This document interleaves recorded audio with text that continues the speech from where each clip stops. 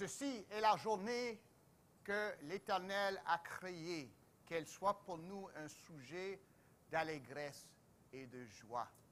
Nous sommes venus ce premier dimanche, ce premier jour du Seigneur, par un sabbat, mais c'est le jour du Seigneur qu'on vient marquer aujourd'hui pour honorer Jésus-Christ, se rappeler sa résurrection de la mort qui nous donne la vie et pour lui rendre l'honneur et la louange qui lui est due et qu'il en est digne. Que l'Esprit Saint nous soit en aide afin qu'on puisse rendre au Père tout honneur et toute louange par la Fils qui a livré pour nous sauver de nos péchés. Nous allons débuter notre adoration avec le chant « Je t'exalterai » et je vais demander à l'Assemblée de se mettre debout pour chanter ensemble.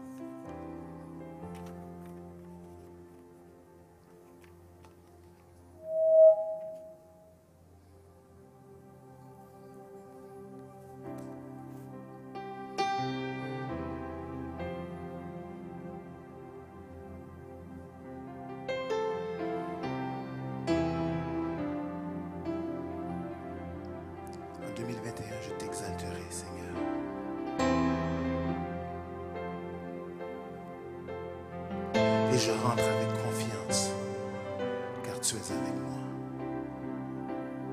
Je t'exalterai. Je t'exalterai.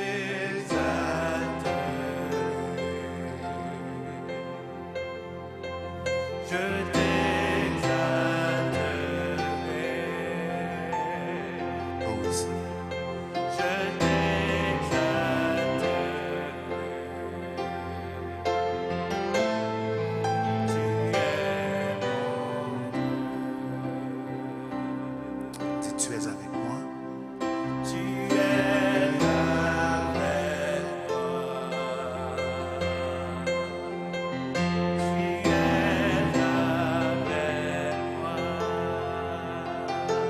Oh oui, Seigneur.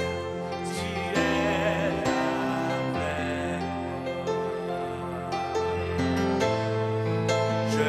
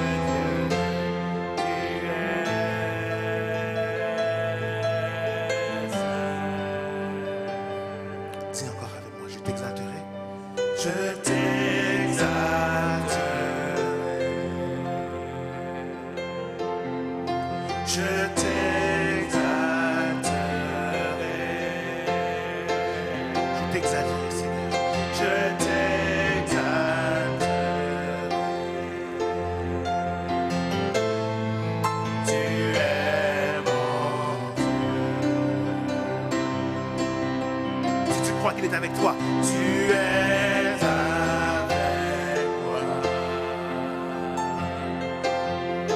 Tu es avec moi. En 2021, tu es avec moi. Je ne crains rien. Je ne crains rien. Disons ensemble, ma forteresse.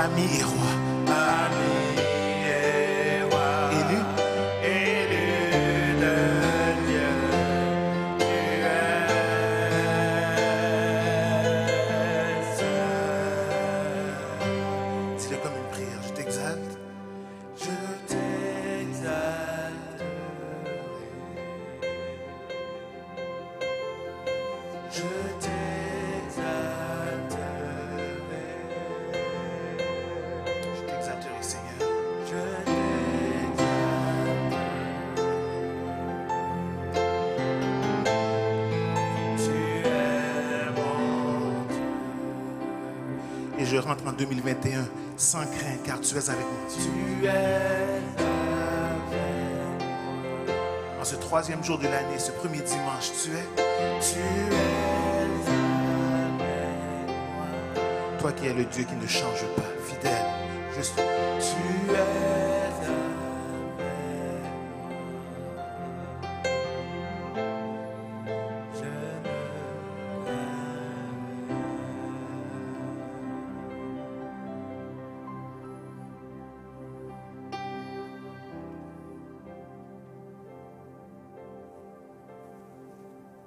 Je Le nom de l'Éternel est une forteresse. Les justes y courent et s'y trouvent refuge. Ô Père éternel, toi qui as envoyé ton Fils unique Jésus-Christ parmi nous les pécheurs pour nous racheter, pour porter à notre place ta juste colère, pour nous rendre injustes, justes. Et celui qui était parfaitement juste a pris notre injustice sur lui.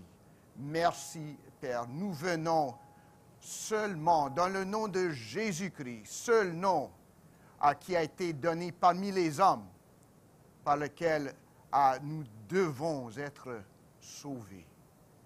Ô Père éternel, nous te prions d'accorder et de recevoir notre louange, que ce soit une odeur favorable et plaisante à tes narines, que ton Saint-Esprit puisse rendre acceptable à ton ouïe tout ce que nous allons chanter et dire.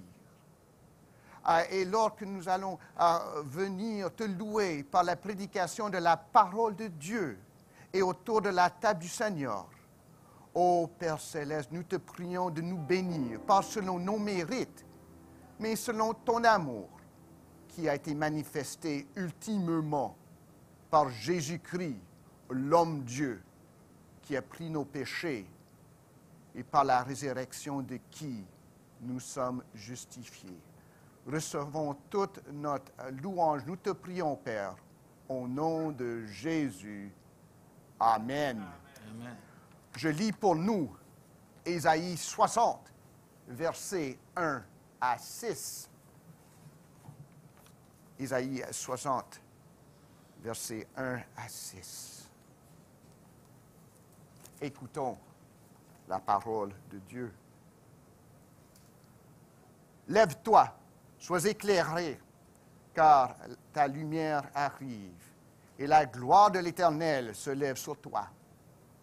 Voici, les ténèbres couvrent la terre et l'obscurité les peuples, mais sur toi l'Éternel se lève. Sur toi, sa gloire apparaît. Des nations marchent à ta lumière et des rois à la clarté de tes royaumes. Porte tes yeux alentour et regarde. Tous, ils s'assemblent, ils viennent vers toi. Tes fils arrivent de loin et tes filles sont portées sur les bras. Tu tressailleras alors et tu te réjouiras, et ton cœur bondira et se dilaterait. Car les richesses de la mer se tourneront vers toi, quand les trésors des nations viendront à toi. Tu seras couvert d'une foule de chameaux, des dromadaires de Madian et d'Épha. Ils viendront tous de Séba. Ils porteront de l'or et de l'encens. Ils publieront les louanges de l'Éternel. Amen. En Jésus-Christ, ça trouve sa réalisation, cette prophétie. Et nous sommes venus de proche et de loin apporter nos richesses, peu qu'elles soient, au pied du Seigneur, au pied du roi, comme les mages d'ancien temps ont fait. Nous le faisons aujourd'hui pour rendre gloire à Jésus-Christ, Fils de Dieu. Louons-le ensemble. Amen. Amen. Peuple de Dieu, Dieu est fidèle. Dieu ne change pas. Il a été fidèle, il a été bon envers nous en 2020. Il le sera aussi en 2021. Et je m'appuie sur lui. Je crierai vers lui, car il est mon Dieu. Il est le roc au jour de la détresse, mes frères et sœurs. Et si nous tombons, il saura nous relever. Dans la tempête, Il est présent. Et il est notre seule espérance et espoir.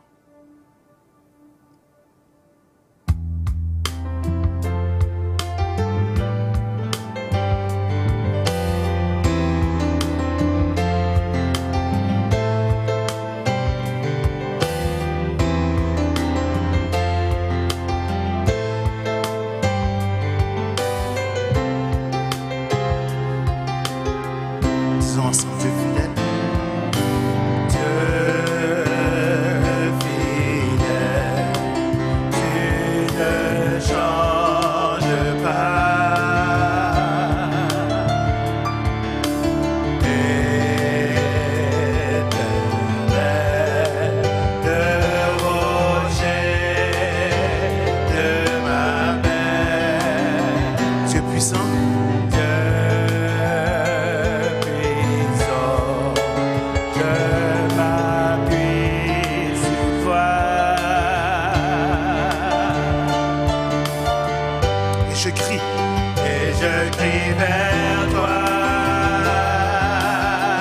Tu es mon Dieu, car tu es mon Dieu,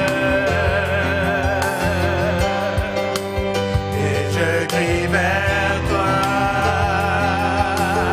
J'ai besoin de toi.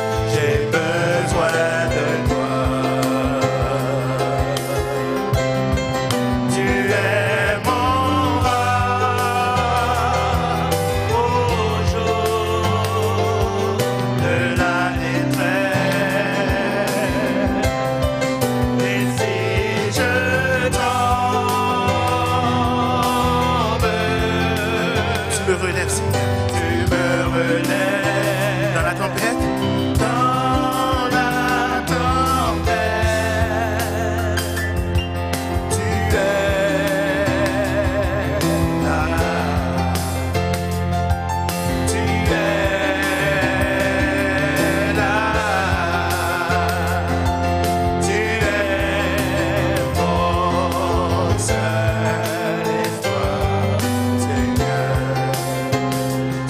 Chante encore avec nous. Dieu fidèle, tu ne changes pas. Dieu fidèle, tu ne changes pas.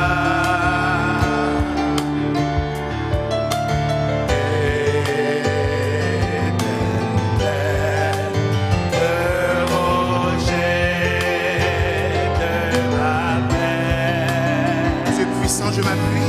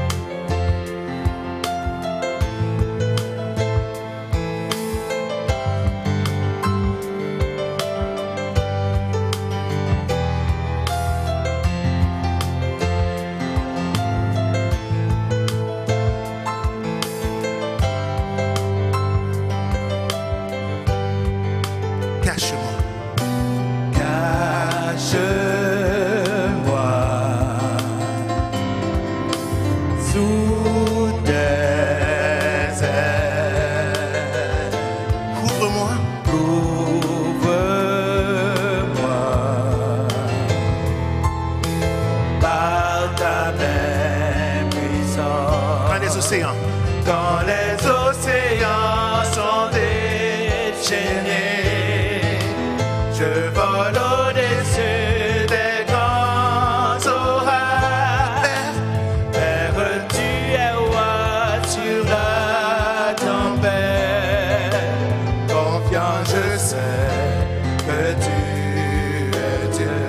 Confiant, Confiant, je sais que tu es Dieu.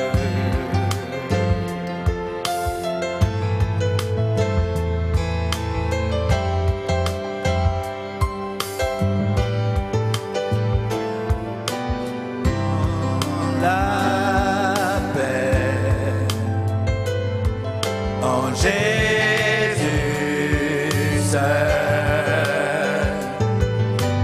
est confiance, mon âme dans ta force, quand les océans sont déchaînés. je vole. Je vole au-dessus des grands orages. Père, tu es roi sur la tempête. Confiant, je sais que tu es Dieu. Confiant, Confiant, je sais que tu es.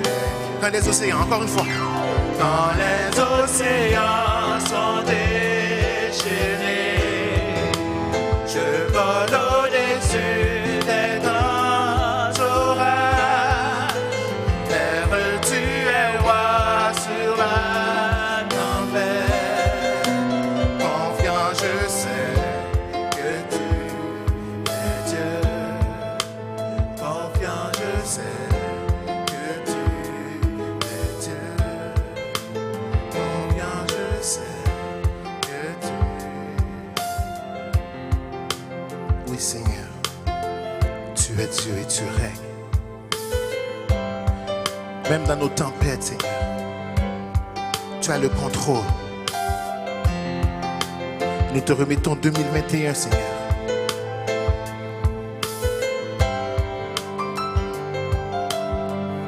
Demande-nous de te cacher, Seigneur.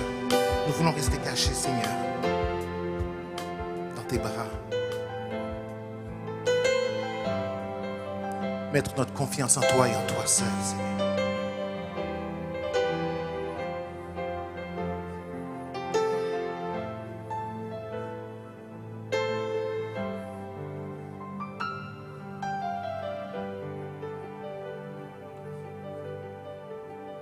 C'est ce que nous voulons faire, Seigneur.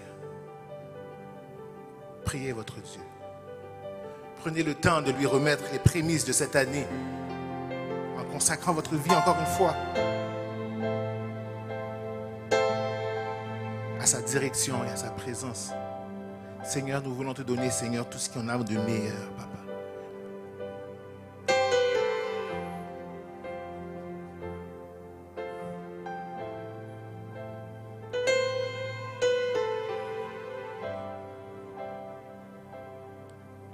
Seigneur, nous bénissons ton nom et nous te remettons, Seigneur, cette année.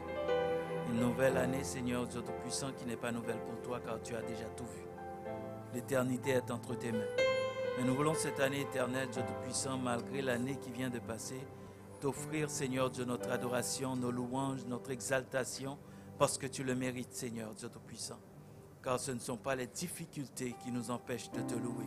Ce n'est pas, Seigneur Dieu Tout-Puissant, les peines ou les douleurs. Mais Seigneur Dieu, tu mérites toute la gloire, en toutes circonstances, dans toute situation.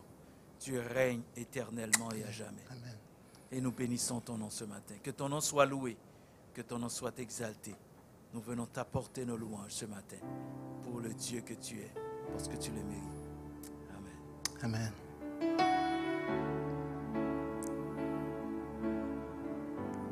Vous avez peut-être remarqué que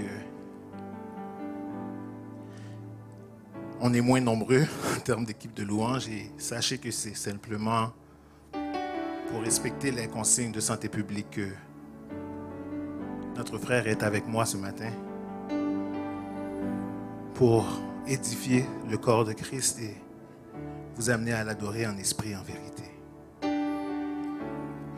Pour 2021, nous voulons revenir au cœur de la louange. Reconnaître que tout est centré sur Jésus et Jésus seul.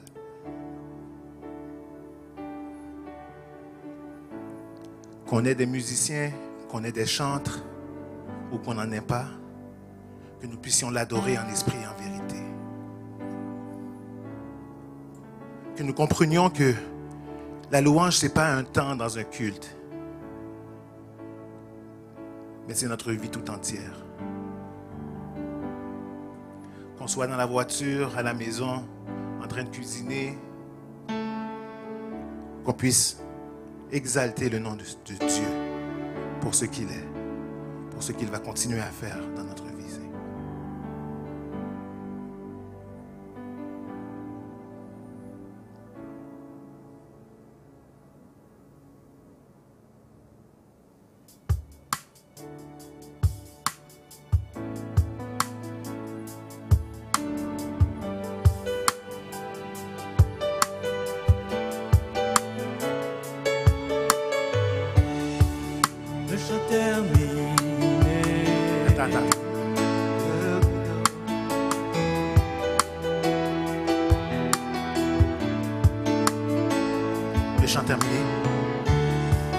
Le chant terminé, le rideau retombe, je viens simplement porter mon offrande,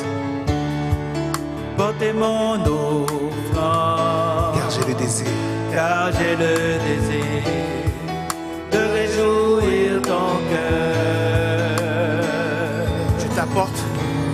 Je t'apporte plus qu'un beau chant. Chanter ne suffit pas pour répondre à ton appel. Les apparences sont trompeuses. Les apparences sont trompeuses. Tu vois bien au-delà, au-dessus son de mon cœur. Je reviens au cœur de la louange. Tout est centré sur toi. Centré sur toi, Jésus. Centré sur toi, Jésus. Oui. Oui, je renonce à tous mes faux semblants. Centré sur toi. Centré sur toi, Jésus. Roi d'éternité. Roi d'éternité.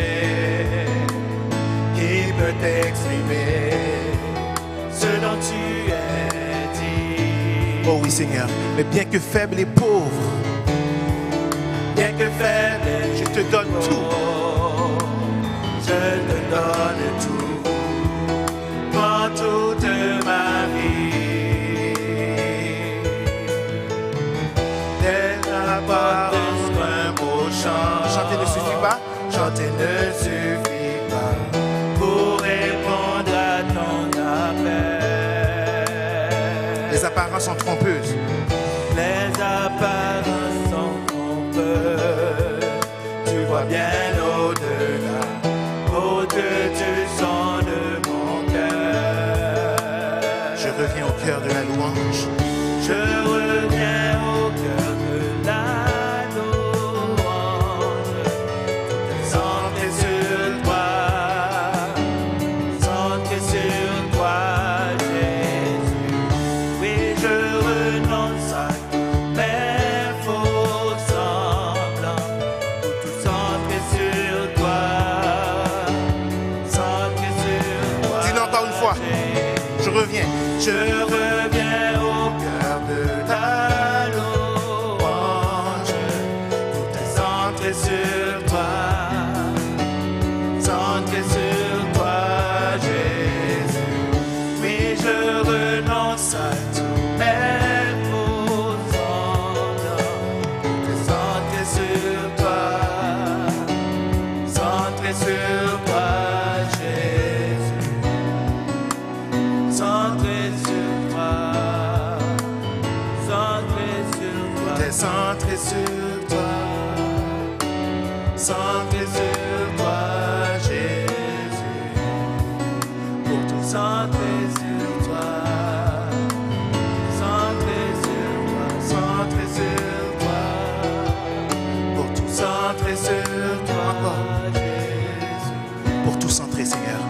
centré sur toi, centré sur toi, centré sur toi, centré sur toi. Tout centré sur toi, tout centré sur toi. On veut faire les choses différemment, Seigneur, cette année. Je reviens. Je reviens au cœur de la louange, tout est centré sur toi, centré sur toi, Jésus. Oui, je renonce à tous mes faux semblants, centré sur toi, Fais monter une prière vers ton Dieu.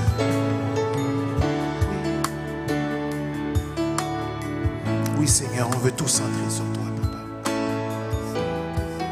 Que notre adoration soit indépendante des circonstances qui nous entourent, Seigneur. Mais qu'elle soit ce qui émane de nos cœurs jour après jour, Seigneur. Nous voulons tout centrer sur toi.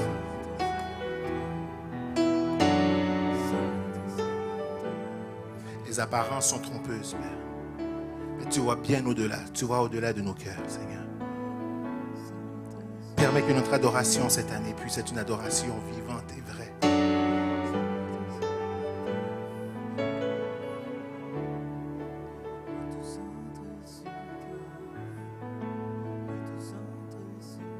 centré sur toi, centré sur toi, Jésus.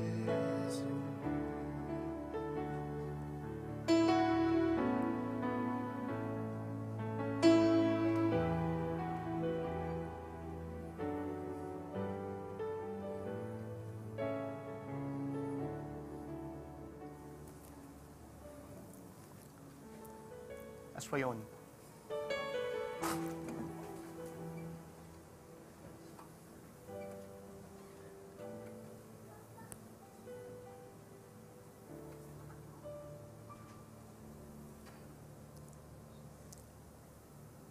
Courbons-nous devant l'Éternel. Ô Père céleste, nous venons encore une fois devant toi comme assemblée, ceux et celles que tu as appelés à te servir, que tu as appelés au salut, que tu as appelés à la vie éternelle en Jésus-Christ seul. Nous venons à toi comme ceux que tu connaissais depuis même avant la création du monde, que dans ta pensée étions déjà ton peuple, malgré que nous soyons pécheurs. Tu as créé tout ce qu'il y a, selon ta volonté, selon ton dessein parfait. Le péché venant dans le monde, nous, coupables, avons gâché ce que tu as créé. Nous nous sommes avérés rebelles, des cœurs insolents, pas obéissants. Mais malgré tout cela, dans ton amour et ta justice, ô Père éternel, tu as envoyé le Fils de Dieu, Jésus-Christ, prendre chair pour demeurer parmi nous, pour prendre nos péchés sur lui, afin que son obéissance comme homme parfait soit mise à notre compte. Jésus, tu as monté sur la croix de Calvaire pour payer la punition de notre désobéissance en face de Dieu, pour détourner la colère de Dieu que nous méritions et pour nous procurer la vie éternelle pour tous tes élus. Jésus, étant ressuscité le troisième jour, tu nous as donné la vie nouvelle. Tu nous as justifiés afin que nous soyons sans tache et ride, considérés non coupables devant notre Dieu. Et tu nous as procuré la vie éternelle. Merci Jésus. Pardonne-nous nos péchés, nous te prions, parce qu'ils sont nombreux. Nous avons offensé contre la loi et la volonté de Dieu en pensée, par ce que nous avons dit, par ce que nous avons fait ou oublié de faire. Pardonne-nous, Jésus, nous te prions. Toi qui as porté nos péchés sur toi, pardonne-nous. Que ton Saint-Esprit, par qui tu t'es ressuscité le 3e jour du séjour des morts, nous soit en aide afin que nous puissions marcher selon tes voies, ô Jésus, afin que nous puissions porter bon témoignage à celui qui est le gardien et le berger de notre âme. Ô Père, nous te remercions pour les bienfaits de l'année passée et même pour ce matin, que nous soyons rendus ici en bonne santé et en sécurité, que nous nous réjouissons de la liberté de louange et de rendre gloire et honneur ouvertement à notre Dieu éternel. Nous te remercions pour la liberté que nous éprouvons dans ce pays. Merci, ô Père. Nous te remercions pour les emplois que nous avons ou pour l'aide que nous avons. Nous te remercions pour nos foyers. Nous te remercions tout et avant tout pour l'espoir que nous avons, l'espoir sûr et certain de la résurrection des morts en Jésus-Christ. Merci, ô Père.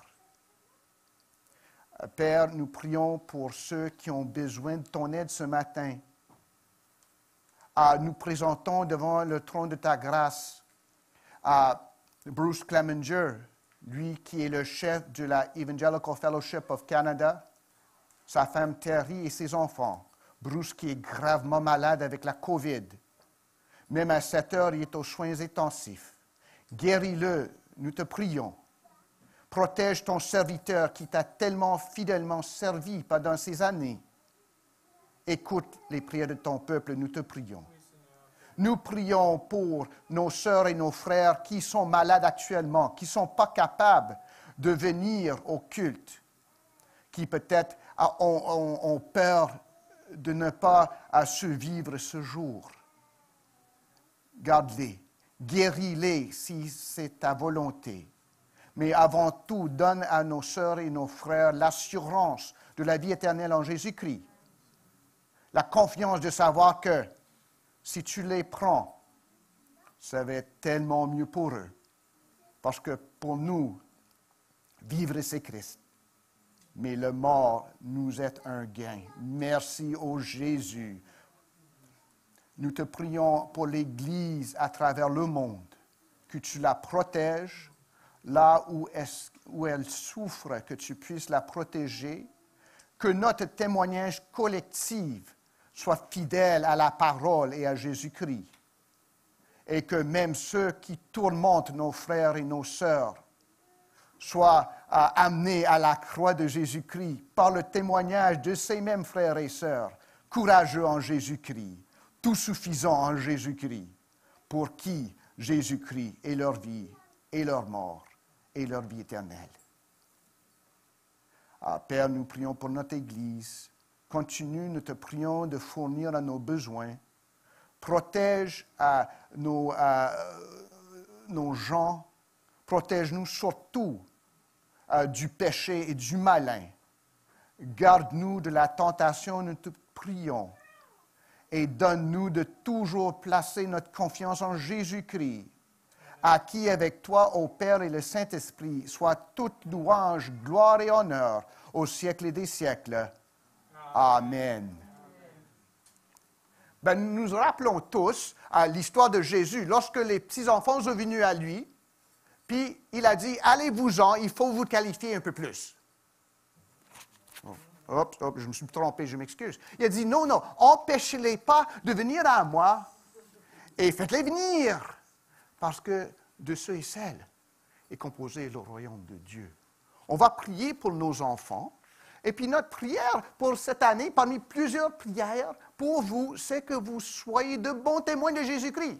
Peu importe votre âge, votre place, bien souvent Jésus parle par les jeunes ou ce que nous, les barbes blanches ou moins blanches, peuvent pas parler, ne peuvent pas communiquer. Mais Jésus, ça plaît à notre Seigneur, à votre Seigneur, de communiquer par vous. Donc, on va prier pour vous comme des petits missionnaires au foyer, à l'école, si ça reprend, du succès et de la fidélité à Jésus, Seigneur et Sauveur. Prions ensemble. Ô Père Céleste, nous te prions de bénir nos enfants. Oui, avec la santé, qu'ils réussissent aux études, pour ceux qui sont un peu moins jeunes, qui ont des emplois, qui soient de bons employés. Mais avant tout, ô Jésus, qu'ils soient fidèles à ton appel, que malgré leur jeune âge, ils se portent comme Samuel, fidèles à la parole de Dieu, comme à la petite servante de Naaman, courageuse lorsque ça vient le temps de témoigner de la bonté de l'Éternel, et que nos petits amis puissent vraiment éprouver ta bonté et ton salut à un jeune âge, et qu'ils se portent vraiment comme bons témoins en toutes circonstances. Nous te bénissons pour eux, ô Père, garde-les en bien, amène-les sur le chemin du salut, en suivant notre Seigneur et Sauveur, Jésus-Christ. Amen. Et n'oublions pas l'école du dimanche en ligne cet après-midi. Maintenant, on va passer aux annonces avec notre sœur Nancy, à distance. Bonne et heureuse année 2021. Aimez-vous que la grâce et la paix vous soient multipliées en cette nouvelle année par la connaissance de Dieu et de Jésus notre Seigneur. Voici vos annonces pour la semaine du 3 janvier 2021. Cette semaine, il y a école du dimanche pour les enfants en ligne de 7 ans à 12 ans à 16 h. Mardi, il y a temps de prière à 11 h au téléphone. Et tous les mercredis, nous avons études bibliques à 19 h. En même temps, il y a l'étude pour les jeunes filles, aussi sur Zoom, à 19 h. Pour les cultes du dimanche, vous continuez de vous enregistrer sur le site web. Vous avez toutes les semaines jusqu'à jeudi pour vous enregistrer. Et si vous avez une urgence et un empêchement qui vous empêche de venir alors que vous êtes enregistré, il faut motiver votre absence à emebo.inscription@gmail.com. On continue de faire nos dons de manière électronique par virement Interac. L'adresse est trésorerie@emebo.org. Vous entrez l'objet de votre don dans la section questions. Le mot de passe est emebo84. Ceci est un rappel de la trésorerie qui nous manque encore de l'information pour vos reçus aux fins d'impôts. S'il vous plaît, écrire à la trésorerie si ce n'est pas déjà fait à trésorerie@emebo.org. Juste confirmer votre nom complet, votre adresse complète et cela aidera beaucoup la trésorerie cette semaine. Finalement, en cette nouvelle année, nous souhaitons un joyeux anniversaire à tous ceux qui célèbrent un anniversaire de naissance, de mariage ou de conversion en cette belle nouvelle année. Bon anniversaire et à vous tous, bonne semaine.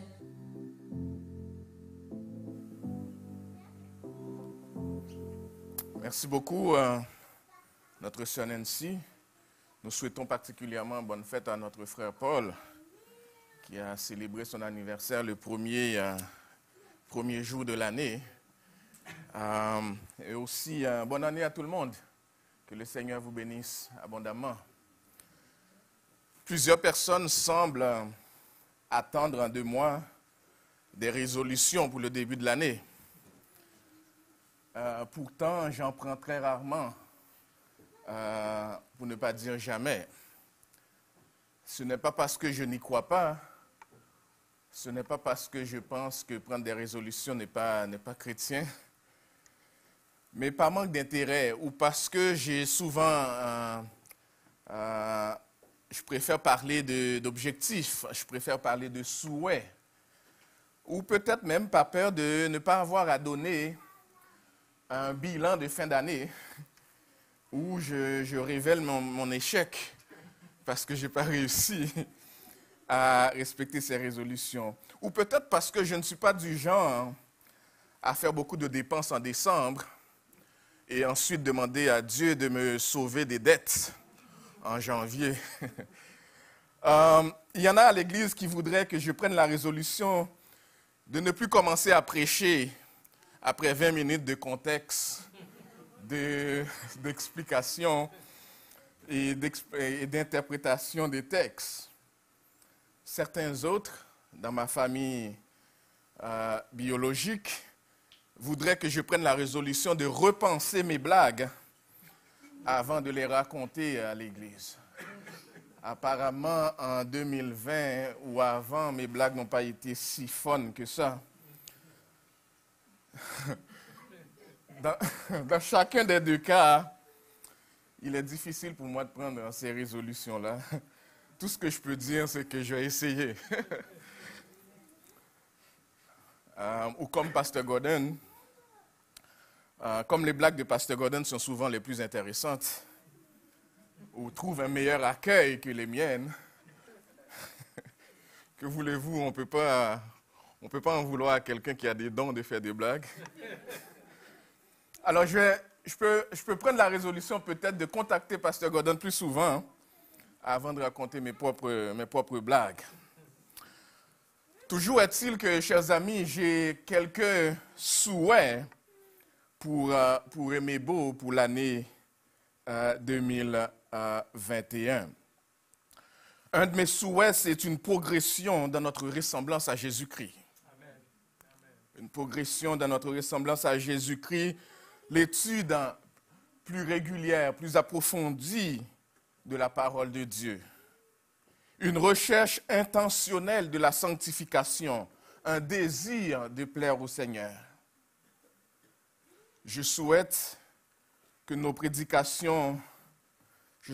prépare nos prédications dans le seul esprit de plaire au Seigneur et d'édifier son peuple. Je souhaite que nos louanges et adorations visent à élever Jésus-Christ et rien d'autre. Je souhaite que nous soyons une Église unie dans la foi. Je souhaite que nous soyons une Église qui repousse tout esprit d'uniformité où chacun voudrait imposer sa propre et seule façon de faire. Une Église plutôt qui est unie dans la foi et qui cherche à plaire au Seigneur ensemble et où on s'entraide dans cet objectif-là. Je souhaite enfin que les chrétiens de l'Aimer Beau demeurent en Jésus-Christ et portent beaucoup de fruits pour sa gloire et sa gloire seule. C'est d'ailleurs ce dernier souhait qui inspire le sujet de notre message de ce matin et le passage biblique que nous allons étudier avant que l'on revienne dans le livre d'Ésaïe que j'ai annoncé pour cette année. Avant que l'on revienne dans ce livre, ce matin, on va regarder ce texte dans Jean chapitre 15. Je vais lire pour vous les 17 premiers versets. Jean chapitre 15, 1 à 17. Écoutons la lecture de la parole de Dieu. Je suis le vrai cep, et mon Père est le vigneron. Tout sarment qui est en moi et qui ne porte pas de fruits, il le retranche. Et tout sarment qui porte du fruit, il l'émonde, afin qu'il porte encore plus de fruits. Déjà, vous êtes purs à cause de la parole que je vous ai annoncée. Demeurez en moi et je demeurerai en vous. Comme le sarment ne peut porter de lui-même du fruit s'il ne demeure attaché au cep, ainsi vous ne le pouvez non plus si vous ne demeurez en moi. Je suis le cep, vous êtes les sarments. Celui qui demeure en moi et en qui je demeure porte beaucoup de fruits, car sans moi, vous ne pouvez rien faire. Si quelqu'un ne demeure en moi, il est jeté dehors comme le sarment et il sèche. Puis, on ramasse les sarments, on les jette au feu et ils brûlent. Si vous demeurez en moi et que mes paroles demeurent en vous, demandez ce que vous voudrez et cela vous sera accordé. Si vous portez beaucoup de fruits, c'est ainsi que mon Père sera glorifié et que vous serez mes disciples. Comme le Père m'a aimé, je vous ai aimé. Demeurez dans mon amour. Si vous gardez mes commandements, vous demeurerez dans mon amour, de même que j'ai gardé les commandements de mon Père et que je demeure dans son amour. Je vous dis ces choses afin que ma joie soit en vous et que votre joie soit parfaite. C'est ici mon commandement. Aimez-vous les uns les autres comme je vous ai aimé. Il n'y a pas de plus grand amour que de donner sa vie pour ses amis. Vous êtes mes amis si vous faites ce que je vous commande. Je ne vous appelle plus serviteur parce que le serviteur ne sait pas ce que fait son maître. Mais je vous ai appelé ami parce que je vous ai fait connaître tout ce que j'ai appris de mon Père. Ce n'est pas vous qui m'avez choisi, mais moi, je vous ai choisi. Et je vous ai établi afin que vous alliez et que vous portiez du fruit et que votre fruit demeure, afin que ce que vous demanderez au Père en mon nom, il vous le donne. Ce que je vous commande, c'est de vous aimer les uns les autres. Parole du Seigneur. Et par nous-mêmes au Seigneur, nous n'avons pas ce qu'il faut pour enseigner ta parole de vérité. C'est pourquoi nous crions à ton aide, pour que par ton Saint-Esprit, tu nous oignes de ton esprit, pour délier notre langue, pour délier notre esprit, de manière à ce que nous puissions enseigner cette parole dans ta vérité, selon le bon vouloir de ton Saint-Esprit. Mais aussi, Père, d'ouvrir notre intelligence et de nous permettre de l'entendre comme venant de toi. Et que cette parole ait pour effet de transformer notre vie de manière à vivre pour te plaire, pour être des vrais témoins de Jésus dans ce monde qui a tant besoin de témoins de Jésus. Ouvre notre intelligence, Père. Donne-nous tout ce dont nous avons besoin ce matin, parce que nous avons prié et demandé tout ceci dans le nom de Jésus, notre Seigneur et Sauveur. Amen. Amen.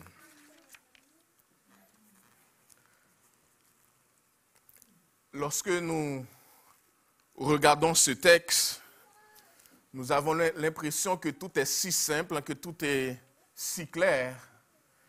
Et pourtant, dans ce texte, les théologiens ont eu beaucoup à discuter des éléments tellement importants que je n'aurai pas nécessairement le temps d'expliquer ce matin, mais que je voudrais souligner, mais surtout apporter à notre esprit le point clé de ce message et ce sujet qui est devant nous ce matin, qui est de demeurer en Jésus. Le sujet de ce matin, et c'est mon souhait aussi pour vous pour cette année, c'est que nous demeurions en Jésus-Christ, peu importe ce qui adviendra cette année. Mais j'aimerais vous donner assez rapidement quelques contextes pour nous aider non seulement à nous familiariser, mais à comprendre le texte qui est devant nous, quitte à passer au travers des premiers versets seulement pour le message de ce matin. Nous sommes dans cette section du récit de Jean où l'évangéliste rapporte le discours d'adieu de Jésus-Christ. Discours d'adieu de Jésus à ses disciples. Jean nous décrit une scène qui suscite à la fois joie et beaucoup d'émotion, même pour nous qui savons déjà c'est quoi la suite de l'histoire. En Jean chapitre 13, verset 1er, nous lisons déjà, en termes de contexte, avant la fête de Pâques, Jésus, sachant que son heure était venue de passer de ce monde au Père, et ayant aimé les siens qui étaient encore dans le monde, le texte nous dit, Jésus mit le comble à son amour. Il donna une marque suprême de son amour pour ses disciples. Jésus va bientôt se rendre dans le jardin des Oliviers, où il sait qu'il sera arrêté. Il sera mis à mort comme un criminel, attaché sur les fameux bois, le bois de la croix. Heureusement, il ressuscitera 3 jours plus tard.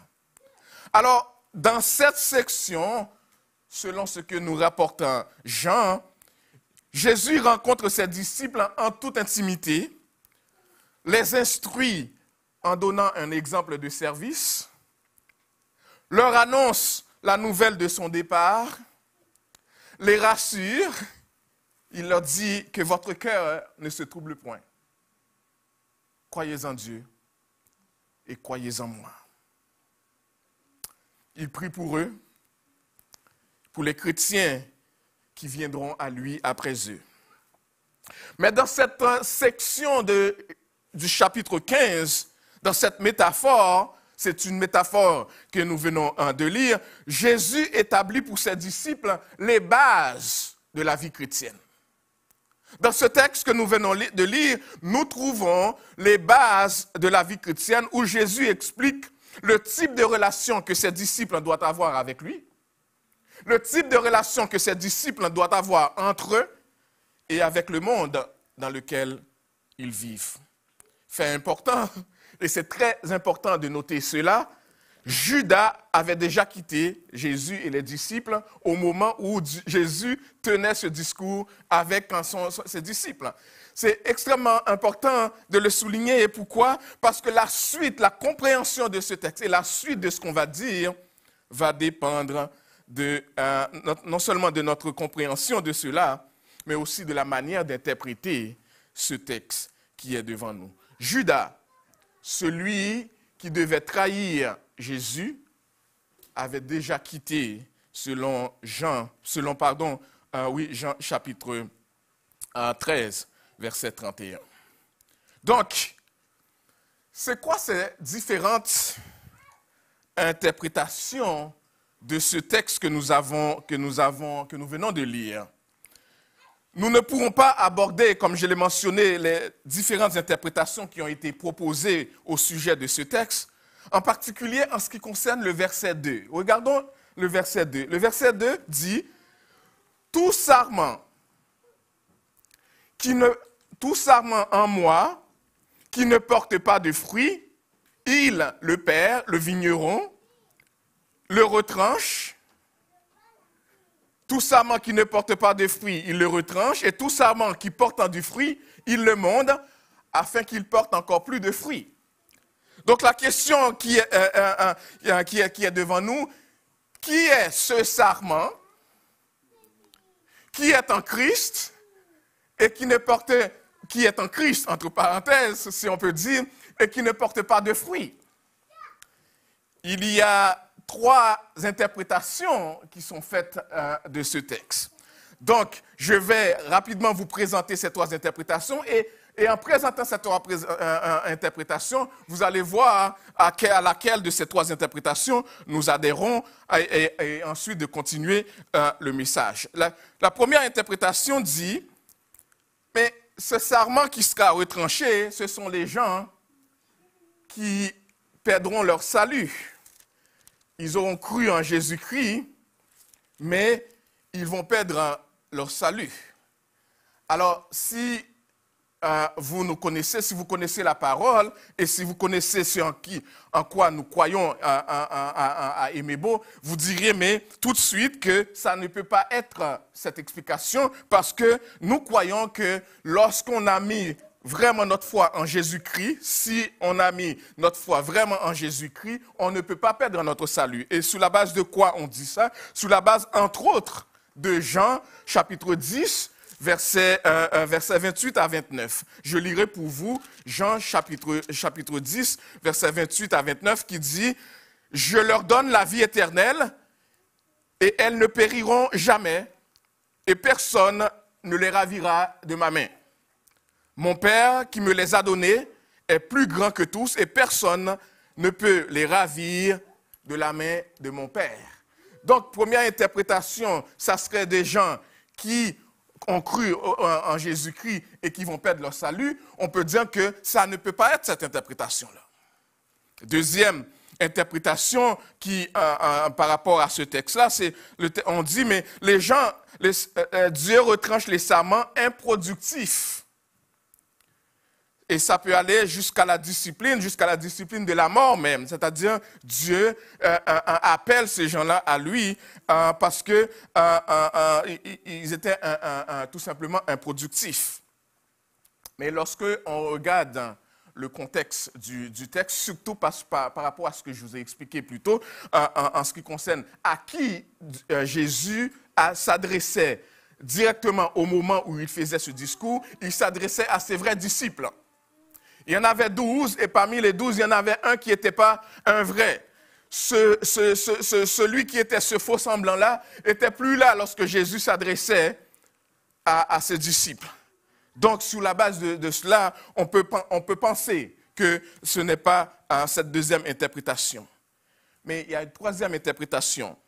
Les sarments, ce sont des chrétiens professants qui sont retranchés de leur attachement superficiel à Christ. Leur attachement superficiel. Ils sont là aussi, comme les autres. Et si nous les regardons avec nos yeux charnels, avec nos yeux nous-mêmes, nous ne les reconnaîtrons pas. Mais Dieu les connaît et leur dit qu'à un moment donné, lui-même, il interviendra et il séparera les vrais du faux. Ainsi, chers amis, le mot grec qui est utilisé ici, airo, qui peut aussi être traduit par élevé, laisse croire que c'est la troisième option qu'il faut favoriser. D'ailleurs, l'objectif principal de cet entretien de Jésus avec ses disciples, ce n'est pas une question de salut. Jésus ne les a pas rencontrés pour discuter de la problématique du salut. Jésus les a rencontrés pour enseigner, les instruire, leur expliquer le moyen de porter du fruit en demeurant en lui. Donc, il s'adressait à ses disciples et leur dire comment ils peuvent porter du fruit en demeurant en lui. Alors, j'aimerais souligner, maintenant qu'on a clarifié plus ou moins cela, j'aimerais souligner quelques vérités extrêmement importantes pour nous qui écoutons ce message ce matin. Première vérité, Jésus est le vrai cep. Jésus, c'est la parole qui nous dit, et c'est comme ça que notre texte commence, « Je suis le vrai cep ». Jésus commence. Jésus dit, je suis le vrai cep, je suis le vrai plante de la vigne. On dit que c'est la dernière des 7 déclarations puissantes et retentissantes, commençant par « je suis », de la part que Jean rapporte de Jésus. Et vous voyez ici, je le mets un peu pour que vous ayez une idée de l'image que Jésus a utilisé. Vous voyez le cep de la vigne. Jésus dit, moi je suis le cep et la vigne, le jardinier, le cultivateur de cette vigne, c'est Dieu. Et ceux qui sont en moi, cep de la vigne, ceux qui sont en moi sont les sarments que vous voyez. Et dans ces sarments, vous voyez les grappes de fruits qui sortent de cette vigne. Donc, lorsque Jésus se présente comme étant le cep, il veut attirer l'attention de ses disciples sur un principe essentiel de la vie chrétienne. Principe essentiel de la vie spirituelle pour nous qui sommes en Jésus-Christ, c'est le maintien de la communion avec lui par l'obéissance et la prière. Il n'y a pas de fruit lorsque le sarment est détaché du cep. Et c'est déjà le message, le point essentiel. Si vous pouvez retenir ça, vous retenez l'essentiel du message de ce matin. Il n'y a pas de fruit lorsque la branche est détachée de l'arbre. Il n'y a pas de chrétien qui peut porter de fruits s'il se détache de Jésus-Christ, s'il n'a pas de communion avec lui, s'il n'a pas de vie de prière, s'il n'a pas de vie entretenue dans la lecture de la parole de Dieu. Ce sera des personnes très occupées à faire des choses dans l'Église, occupées à faire des choses pour Dieu, ou pour les serviteurs et servantes de Dieu, mais des personnes qui ne connaissent pas encore Dieu. Jésus est pour ses vrais disciples le vrai sceptre. Il est le vrai sceptre parce qu'il est celui qui accomplit pleinement ce que son Père attend de lui. Ce que le Père attendait d'Israël, son peuple, mais Israël, son peuple a échoué. Jésus est ce vrai sceptre, ce vrai plan de vigne. Et il a obéi à son Père dans toutes les sphères de la vie, toutes les sphères possibles, spirituelles, morales, dans ses rapports avec les autres, les âmes.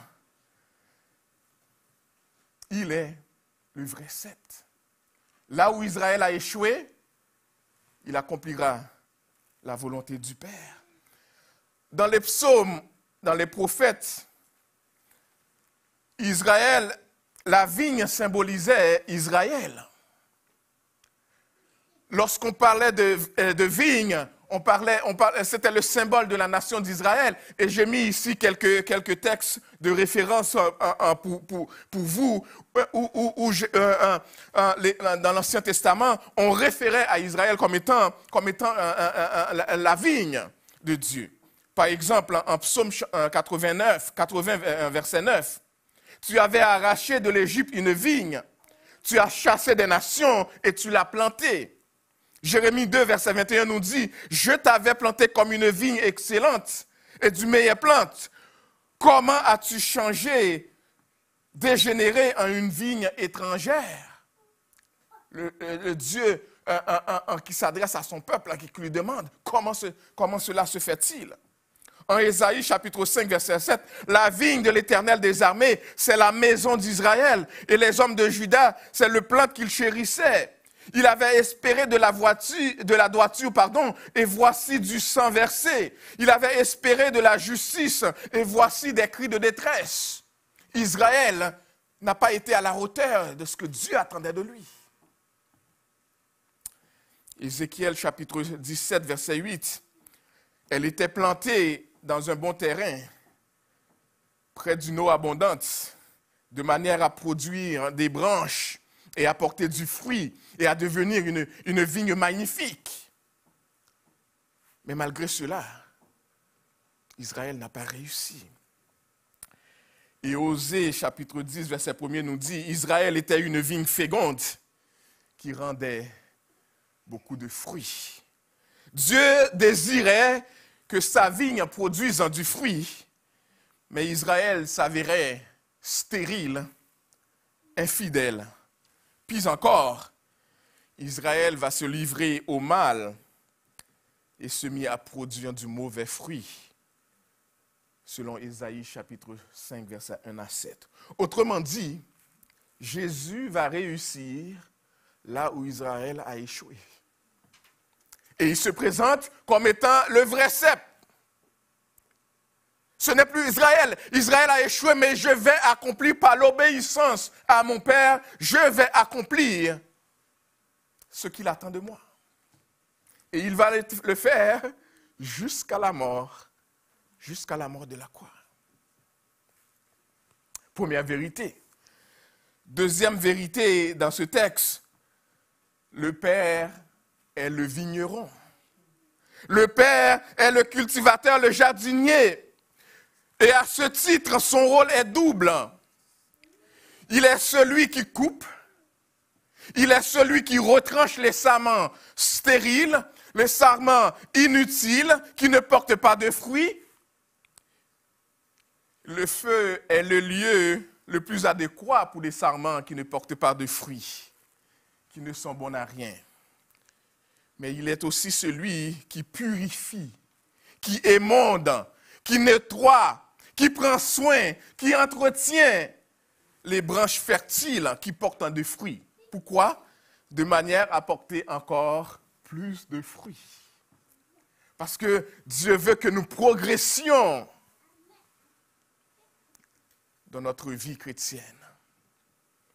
Et c'est pour cela que le chrétien ne peut pas arriver à un moment donné où il pense qu'il a atteint un sommet et puis là, il se croise les doigts. Il se tourne le pouce. Si on arrive là, on devient une proie facile pour l'ennemi. Le chrétien progresse de jour en jour dans sa marche avec le Seigneur. Jamais, chers amis, il n'y a eu de vigneron si sage, si vigilant au sujet de sa vigne, comme Dieu l'est pour sa vigne qui symbolise ici son Église. Sur un cep, nous recherchons des raisins. Eh bien, dans la vie chrétienne, pour ceux qui s'identifient à Christ, nous recherchons un tempérament chrétien. Une vie qui glorifie Dieu et qui porte du fruit.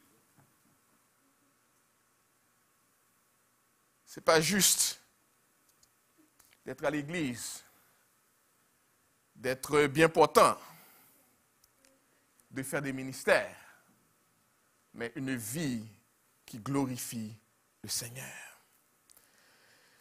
Troisième vérité dans ce texte, que l'on trouve toujours au verset 2, non seulement le Seigneur est le vigneron, mais il y a deux types de sarments. Deux types, deux sortes de sarments. Parmi les sarments sur le cep, la parabole ou la métaphore explique qu'il y en a deux types. Il y a ceux comme les vierges folles, il y a ceux comme les serviteurs inutiles en Matthieu 25 qui ne portent pas de fruits. Alors quoi? Ces branches inutiles sont retranchées. C'est la parole qui nous dit, tout sarment qui est en moi et qui ne porte pas de fruits, il le retranche. Il le retranche, il le met au feu, ce qui peut être un symbole du jugement de Dieu. Mais il y a ceux qui, même s'ils portent du fruit, ont besoin encore d'être émondés. Et j'aime ça avec le Seigneur, et on va le voir, il ne nous laisse pas pousser tout croche. Comme on ne voudrait pas que nos enfants grandissent tout croche, comme on ne voudrait pas que nos enfants grandissent sans avoir une bonne éducation, le Seigneur ne nous laisse pas pousser tout croche. Il va prendre des moyens pour des fois nous redresser. Mais il y a ceux qui portent des fruits, même ceux-là, ils ont besoin d'être émondés afin de porter encore plus de fruits. Et il y a un avertissement. J'aimerais faire cet avertissement parce que il est très important ici. C'est important pour nous, Emebo, qu'on le comprenne. Ce n'est pas parce qu'on est membre de l'Emebo qu'on appartient à l'Église de Jésus-Christ. C'est très important qu'on le comprenne. Ce n'est pas parce qu'on est membre d'une église locale qu'on est membre de l'Église de Jésus-Christ. Assurez-vous d'appartenir à l'Église de Jésus-Christ avant d'être sur la liste des Mébo. Vous pouvez être sur la liste des membres des Mébo et ne pas être sur la liste de l'Église de Jésus-Christ. Ce n'est pas le fait d'être présent dans toutes les activités de l'Église locale qui fait de nous un membre de l'Église de Jésus-Christ. Ce n'est pas le fait d'occuper une position dans une Église locale qui fait de nous un membre de l'Église de Jésus-Christ. Ce n'est pas non plus le fait d'avoir grandi à l'Église. On y est né, on a été présenté au temple, on y a grandi et on devient grand et on est comme chez soi à l'Église locale. Ce n'est pas ça qui fait de nous un membre de l'Église de Jésus-Christ. On fait partie de l'Église de Jésus-Christ s'il est notre Sauveur et notre Seigneur et si nous vivons dans l'obéissance à sa parole. Et si nous sommes à lui, nous demeurerons en lui, malgré tous les péchés, toutes les luttes qui marqueront notre vie chrétienne. Nous ne sommes pas parfaits. Il ne nous demande pas de l'être non plus. Dans le sens que nous commettrons encore des péchés.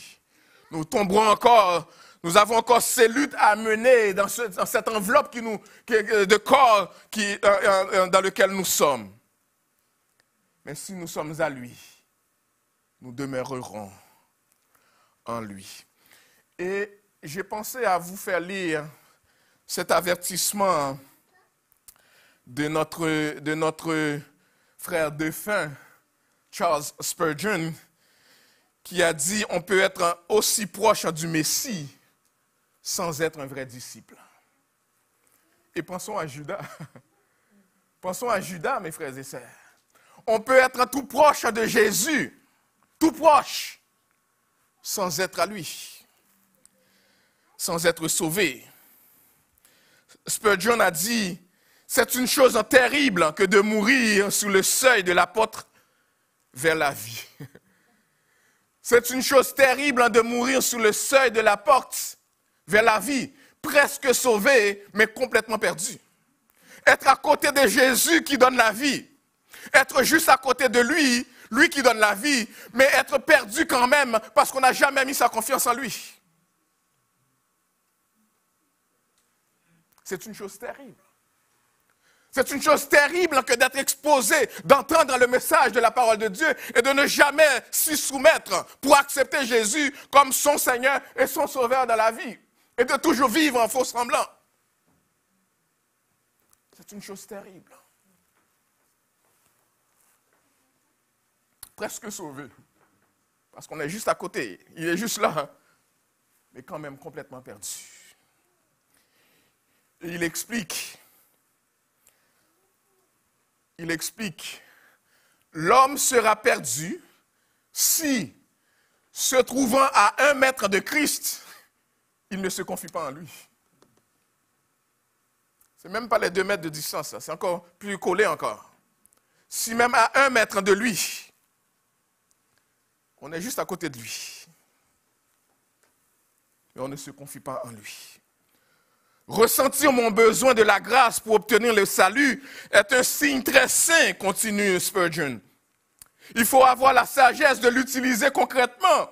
Ce n'est pas ce que vous ressentez qui vous sauvera, mais ce que Jésus-Christ a subi. Le salut ne vient pas de savoir quelle est notre ruine, mais de nous laisser saisir de la délivrance offerte par Jésus-Christ. C'est Jésus qui sauve. C'est Jésus qui sauve. Ce ne sont pas les ministères que nous faisons. Ce n'est pas notre titre, que ce soit pasteur principal ou associé. C'est Jésus qui sauve. Une autre vérité de ce texte qui est devant nous, le vigneron, le Père, purifie les branches qui portent du fruit. Les branches qui portent du fruit sont l'objet de soins particuliers du cultivateur, qui les nettoie, qui les émonde, afin que les grappes en acquièrent plus de vigueur. Les disciples de Jésus-Christ ne sont pas parfaits. La preuve, c'est qu'ils ont encore besoin d'être purifiés, d'être émondés pour pouvoir porter du fruit plus en abondance, pour être continuellement productifs. Mais ils ne passent pas inaperçus. Les disciples de Jésus ne passent pas inaperçus. Il y a un serviteur de Dieu que j'ai entendu dire ça, et puis depuis ce temps-là, je n'arrête pas de le répéter. Le chrétien n'est pas un agent secret de Jésus. Il vit sa vie, mais personne ne sait s'il est chrétien, parce qu'il ne veut que personne sache qu'il est chrétien. Un disciple, il n'y a pas de disciple de Jésus qui est un agent secret. Il vit pour qu'on sache quelle est son identité, qui il est en Jésus. Et il est fier de son identité.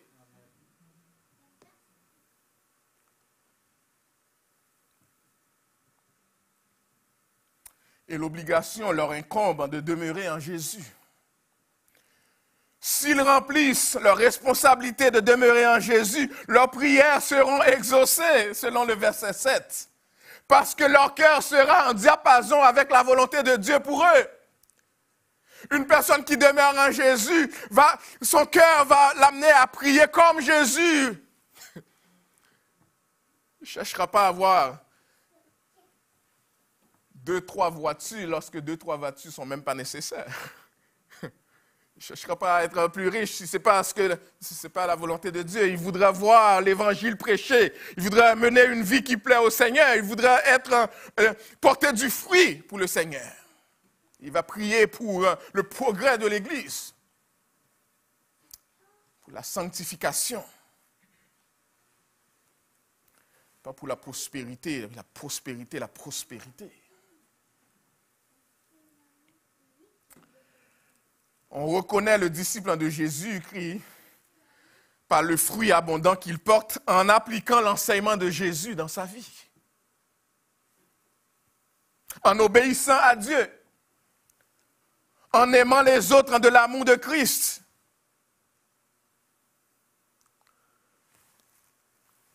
Il ne fait tellement pas de sens d'entendre des chrétiens dire « je ne peux pas supporter un autre chrétien ».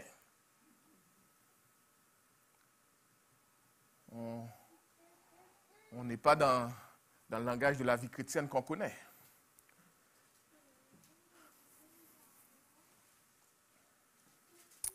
En aimant les autres comme Christ les aime, et il peut faire tout cela, non pas par ses propres moyens, mais parce qu'il demeure en Jésus-Christ.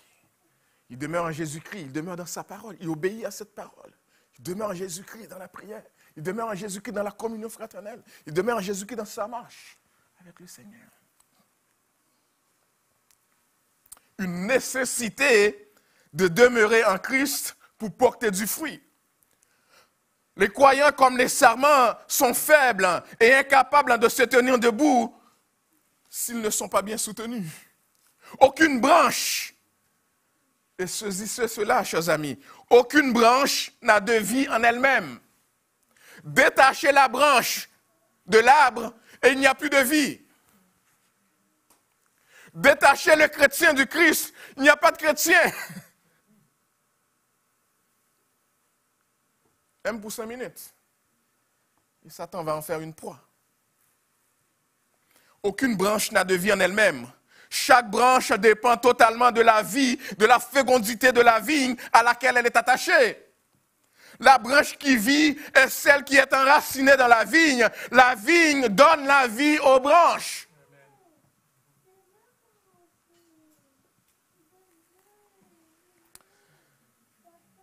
Jésus sort un peu de l'image de la vigne et dit, « Ainsi, vous ne le pouvez vous non plus, si vous ne demeurez en moi. Je suis le cep de la vigne. Si vous ne demeurez en moi, vous n'avez pas de vie en vous. » C'est une réalité vivante pour le chrétien. Le seul moyen pour lui de porter du fruit qui plaise au Père, c'est de demeurer en son Fils, en Jésus-Christ. C'est la condition sine qua non. Demeurer, c'est quoi? C'est rester près de quelqu'un. C'est la preuve que le salut est intervenu. Et j'aime bien ce texte qui se trouve dans 1 Jean chapitre 2. Laissez-moi le lire pour vous. 1 Jean chapitre 2, je crois que c'est le verset 19.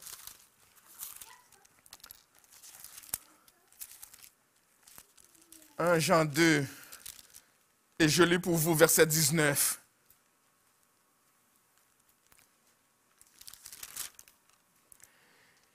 « Ils sont sortis du milieu de nous, mais ils n'étaient pas des nôtres. Car s'ils eussent été des nôtres, ils seraient demeurés avec nous. Mais cela est arrivé afin qu'il fût manifeste que tous ne sont pas des nôtres. » Il y en a parmi nous qui vont quitter. Il y en a parmi nous qui ne vont pas demeurer. Il y en a parmi nous qui ne vont pas rester, et je ne parle pas nécessairement de l'émébo, si on quitte l'émébo comme si on perdrait le salut, ce n'est pas de ça que je parle.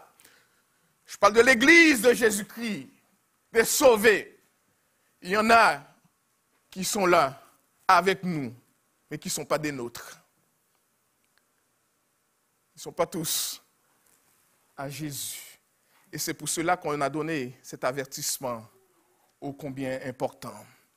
Un croyant qui demeure en Jésus est efficace. Un croyant qui demeure en Jésus est efficace. Dans sa prière, il est efficace.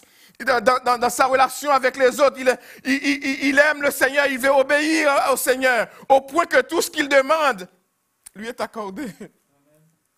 Parce que la prière de celui qui demeure en Jésus est en parfaite synchronisation avec la volonté de Dieu. Et ceci est tellement important pour nous, chrétiens, de demeurer en Christ, que Jésus dira, « Sans moi, vous ne pouvez rien faire. » Sans moi, vous ne pouvez rien faire. Et il ne parle pas des choses en physique que nous pouvons faire. Oui, vous pouvez vous lever. Oui, vous pouvez peut-être aller travailler. Mais oui, vous pouvez revenir à la maison. Mais il va dire, sans moi, vous ne pouvez rien faire spirituellement. Vos actions ne porteront pas de fruits.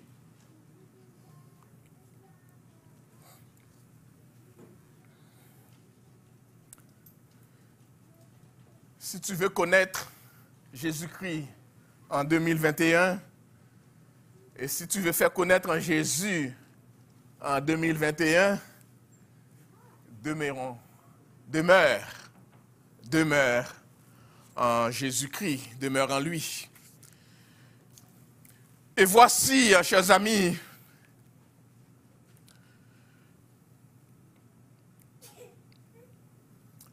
ce que nous pouvons retenir de ce texte. Notre texte de ce matin suggère un examen personnel. Si l'image du sarment inutile est celle qui colle à toi, tu es le chrétien en apparence seulement. Si dans l'explication qu'on a donnée de l'image de sarment, il y en a qui portent du fruit et ceux qui sont inutiles et stériles, si c'est l'image du sarment stérile qui colle à toi, cela veut dire tout simplement que tu es un chrétien en apparence seulement. Et je t'invite à connaître en Jésus pour l'accueillir comme Seigneur et Sauveur dans ta vie. Tu deviendras ce chrétien authentique qui porte du fruit à la gloire de Dieu, notre Seigneur. Mais ce passage exhorte les sauvés à demeurer en Christ, à accepter la discipline de Dieu, de grandir en maturité, à accueillir avec joie la purification du Père, car c'est ainsi que nous pouvons porter du fruit en abondance. Comme un père qui aime ses enfants, veuille à les éduquer, à les instruire, à les reprendre et à les corriger, Dieu agit de la même façon envers ses disciples. Dieu agit de la même façon envers ses disciples. Dieu nous aime trop. Dieu aime trop ceux qui sont à lui pour nous laisser grandir tout croche. Il nous aime trop. Nous qui sommes à lui, il nous aime trop pour nous laisser aller comme on veut. Ou comme on voudrait. Des fois par notre orgueil, des fois par notre manque d'humilité, des fois par notre manque de compassion, notre désobéissance. Tout cela se dresse comme une barrière devant la volonté de Dieu. À ce moment-là, la discipline de Dieu par l'émondage est nécessaire. Quand nous allons dans des directions où nous avons tendance à ne pas faire ce que Dieu attend de nous, il nous redresse, il nous corrige, il nous ramène à lui. L'émondage, ça peut prendre plusieurs formes. Des fois, c'est la taille. On fait juste tailler. Des fois, c'est le redressement. Des fois, c'est la redirection des branches.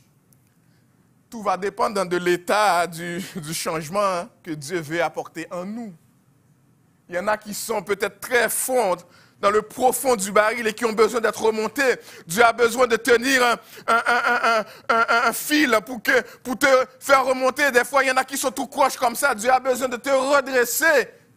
Et des fois, ça fait mal. Et c'est pour ça le mondage. Le mondage, ce n'est pas nécessairement de la punition. C'est Dieu qui nous redresse pour que nous devenions le serviteur, la servante qu'il veut que nous soyons. Le mondage apporte des fois de la souffrance. Elle est parfois source de larmes et de douleurs. Le mondage nous blesse, mais elle est nécessaire. Elle est nécessaire pourquoi? Parce qu'elle fait naître en nous la repentance et nous aide à grandir dans la foi. Et je ne sais pas, peut-être que vous êtes dans cette période de votre vie où Dieu est en train de vous émonder. Dieu est en train de vous purifier. Dieu est en train de vous redresser et vous sentez que ça fait mal. Ce n'est pas de la punition, ce n'est pas parce que vous n'êtes pas une servante ou un serviteur de Jésus-Christ, c'est parce qu'il est en train de vous rediriger pour que vous focussiez votre attention sur lui pour servir à sa gloire et accepter sa redirection, son redressement, sa taille. Luther, un grand réformateur de l'Église, un des grands réformateurs de l'Église a dit ceci. Il a dit, Jésus veut donner sur les afflictions et les souffrances un regard entièrement différent de ce qu'indiquent les apparences et de ce que pense le monde.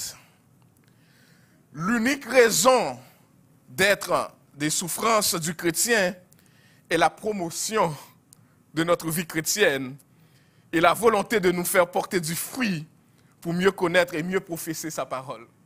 Je reprends cela parce que c'est important que nous le sachions. Pour le chrétien, pour la servante, le serviteur de Jésus-Christ, l'unique raison d'être des souffrances du chrétien, c'est la promotion de notre vie chrétienne et la volonté de nous faire porter du fruit. Pourquoi? Pour mieux connaître et mieux confesser la parole, posséder une espérance plus certaine et étendre le royaume de Jésus-Christ. Et enfin, chers amis, nous trouvons ce texte dans Proverbes chapitre 3, verset 12 qui nous dit « L'Éternel châtie ceux qu'il aime, comme un père l'enfant qu'il chérit. » Parce que Dieu nous aime, il envoie des fois des situations qui nous appellent à l'ordre. Il permet une souffrance. Il envoie le redressement, la correction, l'exhortation. Mais ce n'est pas de la punition. On appelle ça l'émondage, la purification. Pourquoi? Parce qu'il veut nous amener à le servir encore mieux, à le connaître encore mieux, à partager sa parole encore mieux. Et cette année, mon souhait pour chacun d'entre vous, c'est que vous demeurez en Christ. Vous demeurez en Christ pour porter encore plus de fruits, pour que vous deveniez des vrais servantes et des serviteurs qui servons, non pas pour notre gloire, mais pour sa seule gloire, la gloire de Jésus. Lui seul mérite la gloire. Alors qu'on va se préparer à la Sainte Seine, je vais laisser mon frère venir chanter ce beau chant qui nous prépare à cela.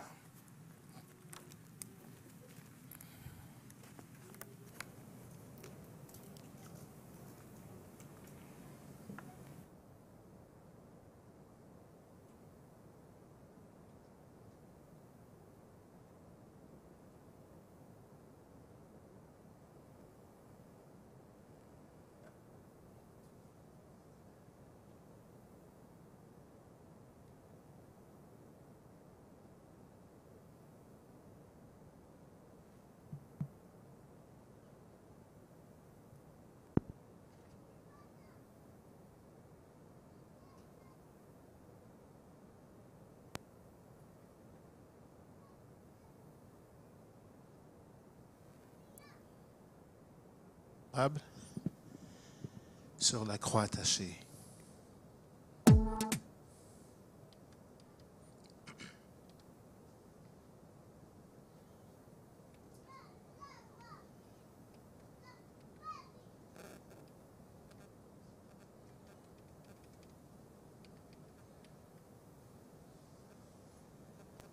Excusez-moi un instant.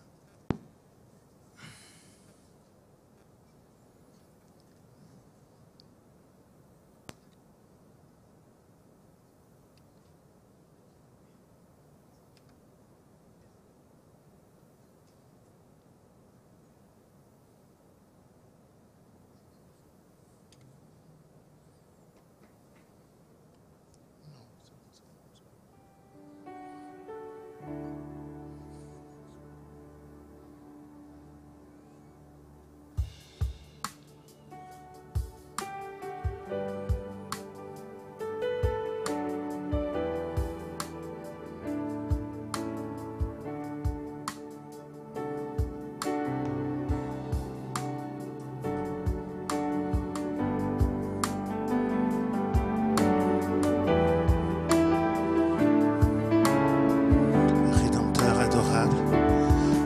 Rédempteur adorable. Sur la croix attaché. Traité comme un coupable. Traité comme un coupable.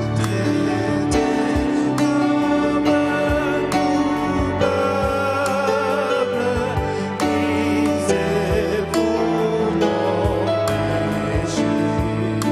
Ton angoisse tu m'aimes.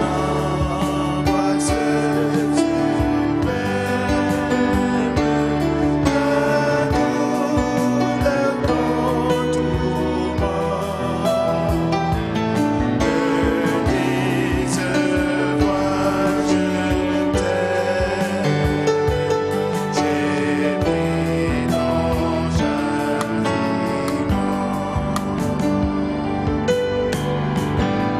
Abandonné tu es, abandonné tu m'aimes.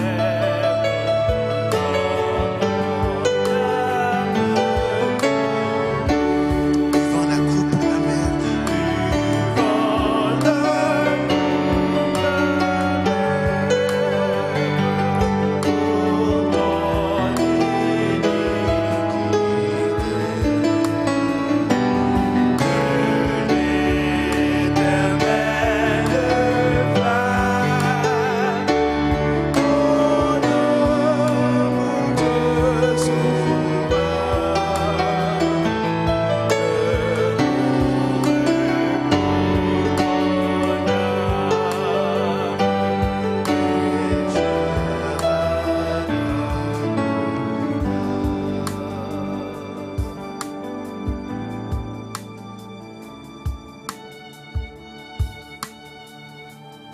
Même si vous êtes à la maison,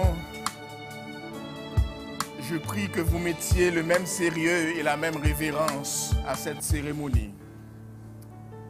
Alors que nous nous joignons ensemble pour participer au repas du Seigneur, rappelons-nous que tout ce que nous sommes, c'est grâce à Jésus-Christ. Grâce à Jésus et son œuvre sur la croix pour expier nos péchés et nous réconcilier avec un Dieu, notre Créateur, qui est notre Père en lui. Nous venons dans ce repas devant cette table pour, comme des serviteurs et des servantes de Jésus-Christ. Le pain que nous allons manger est un rappel de son corps qui a été brisé, meurtri pour nous, parce que nous avons transgressé notre Dieu, nous avons péché contre lui. De même, le fruit de la vigne que nous allons boire est en mémoire de son sang, le sang de Jésus qui a été coulé pour le pardon de nos péchés. Lui qui est digne a été puni pour les impies. Lui qui est saint, le saint de Dieu, a été traité en coupable. Il a connu le sort réservé aux injustes. Lui, le seul juste à avoir vécu dans ce monde. Je vous invite ici, comme à la maison, à prendre ce temps de nous examiner et à remercier le Seigneur pour le sacrifice de la croix. Examinons-nous devant le Seigneur.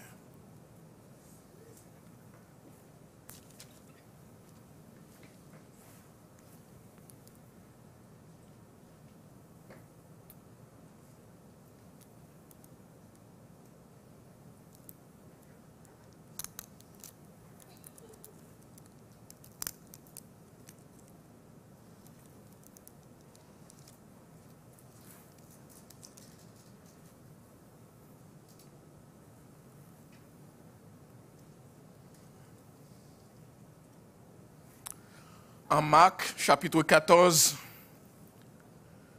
versets 22 à 25, nous lisons. Pendant qu'il mangeait, Jésus prit du pain, et après avoir rendu grâce, il le rompit et le leur donna en disant, « Prenez, ceci est mon corps. » Il prit ensuite une coupe, et après avoir rendu grâce, il la leur donna, et ils en burent. Il leur dit, « Ceci est mon sang, le sang de l'alliance qui est répandu pour plusieurs. Je vous le dis en vérité, je ne boirai plus jamais du fruit de la vigne, jusqu'au jour où je le boirai à nouveau dans le royaume de Dieu. » Il n'y a rien de magique dans ce pain et ce fruit de la vigne que nous allons prendre. Nous le faisons en mémoire, en mémoire de ce que Jésus-Christ, notre Seigneur et notre Sauveur, a fait pour nous. Le pain, symbole de son corps meurtri. Mangeons-en tous.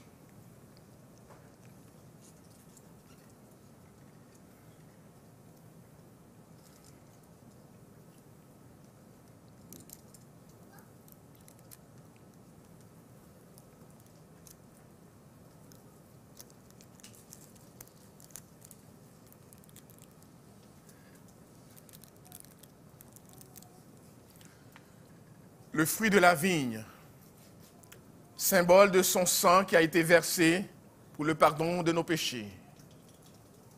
Buvons-en tous.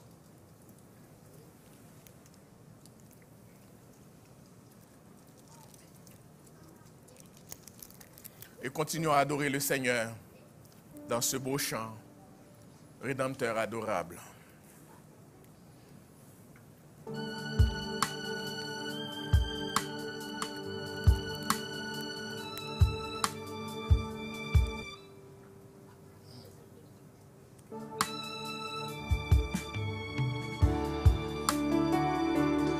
Le sang de mes blessures,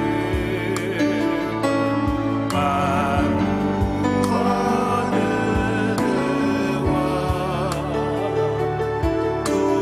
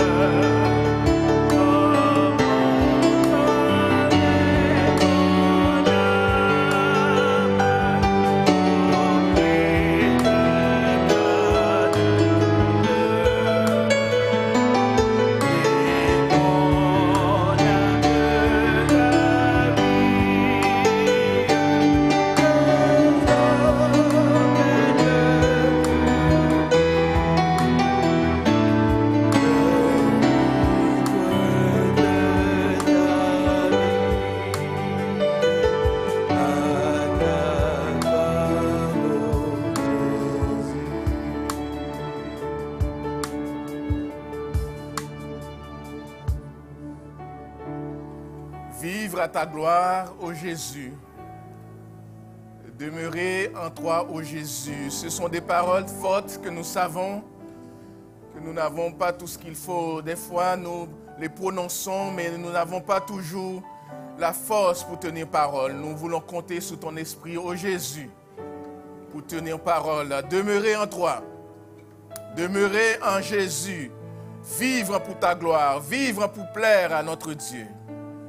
Voilà notre engagement envers toi en ce début d'année. Fortifie-nous, Seigneur. Fortifie nos paroles faibles. Fortifie-nous alors que nous avons besoin de toi. Et qu'à la fin de cette année 2021, si tu tardes à revenir, à la fin de cette année, si tu nous gardes encore en vie, que nous puissions être dans la joie d'avoir demeuré en Jésus et d'avoir vécu pour la plus grande gloire du Père. Qu'il en soit ainsi, dans le nom de Jésus, notre divin Sauveur et Seigneur. Amen. Amen. Je vais vous envoyer avec la bénédiction de Dieu que nous trouvons en Nombre, chapitre 6, les versets 24 à 26. Nombre, chapitre 6. Je lis pour vous ces paroles de bénédiction. Que l'Éternel te bénisse et qu'il te garde.